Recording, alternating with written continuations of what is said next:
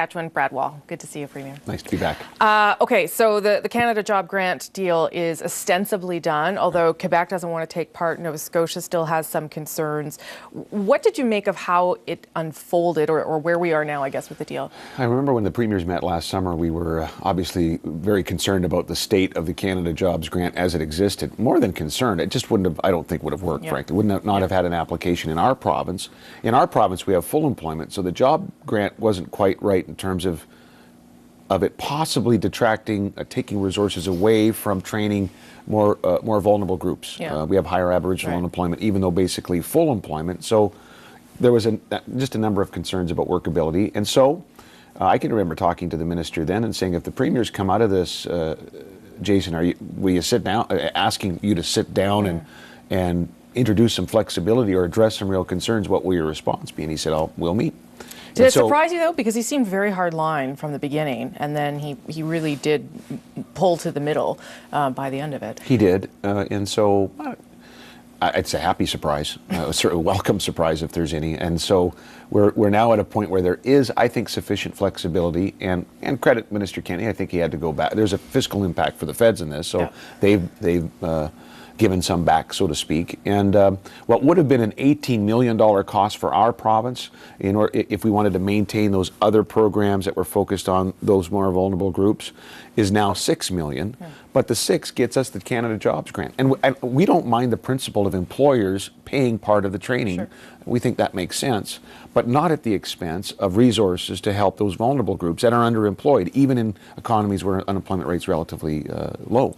This was the first time in recent memory where the provinces came together on an issue, pretty much except Quebec, and held their ground and got the feds to move. Do you think we'll see more of that?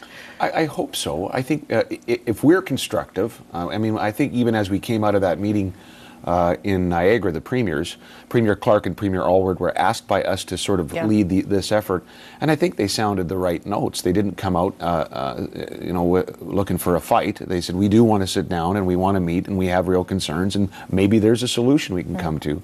I think if we use that approach, that's pretty Canadian and worked in this case. I think it can work in other cases.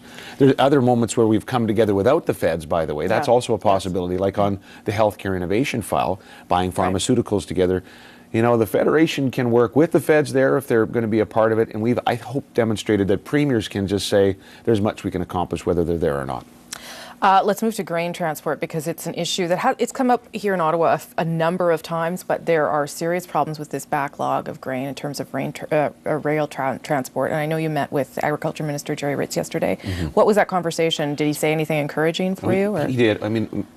Minister Ritz has been he's a farmer. He knows this issue, and he has been having a lot of meetings with grain handlers and rail companies and keeping the provinces in tune to what's going on. And I think is understanding and has always understood that the federal government might have to get fairly aggressive here. We also met with Minister Raitt, and I think there's an understanding there as well, the Minister of Transport.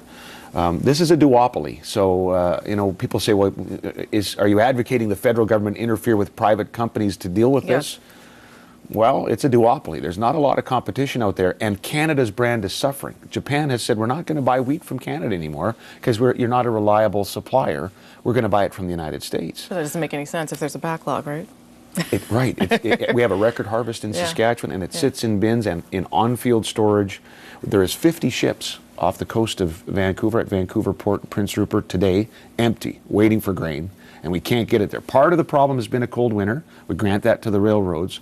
But part of the problem is that the railroads, I think, by any fair measure, have reduced the number of locomotives, have reduced staff, have made cuts.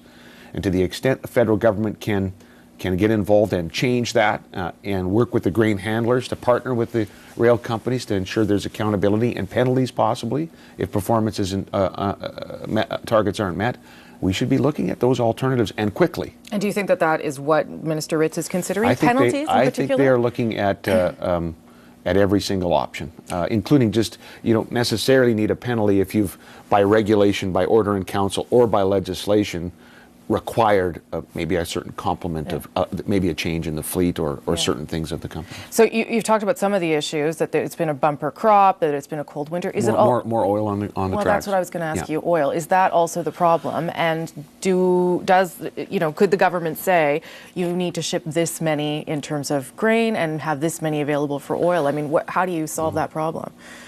Pipelines, that's a longer term solution, but pipelines help solve that problem. That's why we advocate for them in Saskatchewan. Even on a pipeline like Keystone, where there will be no Saskatchewan oil, it increases the cost that Canadians get for their oil, but it also eases capacity or transportation capacity issues.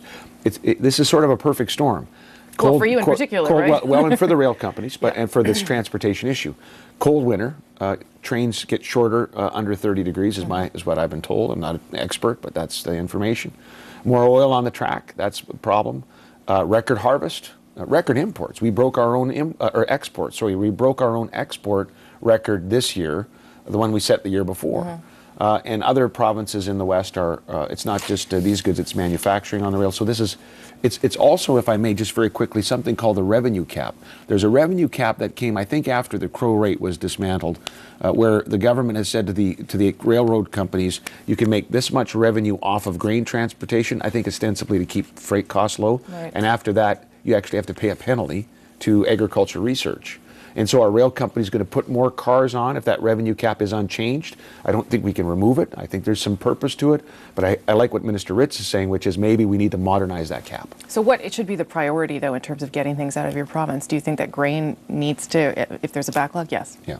Well, great. I mean, there is no other option for, there's trucking, but and that's a lot of trucks. And, the real only meaningful option for the mass transit of agriculture is, there's no such thing as a grain pipeline, so we need the chips and we need the trains.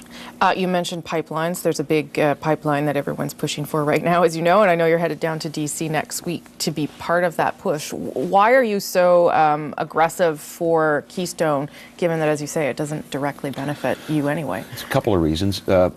We need to share this with our American friends better than we have. It won't just be bitumen from Alberta in the pipeline. Up to 15% of the oil in the pipeline, if it's ever built, will be from the Bakken Formation, the conventional light sweet crude play in Saskatchewan that we share begrudgingly with Montana and North Dakota. So that helps with capacity issues. If we can get more Bakken oil in that pipeline built, again, that helps with pipeline capacity issues and railroad issues, because more and more Bakken oil is going by rail. That's point number one. Point number two, if we get more Canadian oil to Tidewater, this is good for Canada. Canadians own this resource. We own the oil, the individuals, not even the companies. They pay a royalty. But right now, when we sell that oil on behalf of Canadians, when governments do through companies, I guess, through the royalty system, when it's marketed, Canadians are not getting value for their money. And the differential can be $8, $9, $10 a barrel.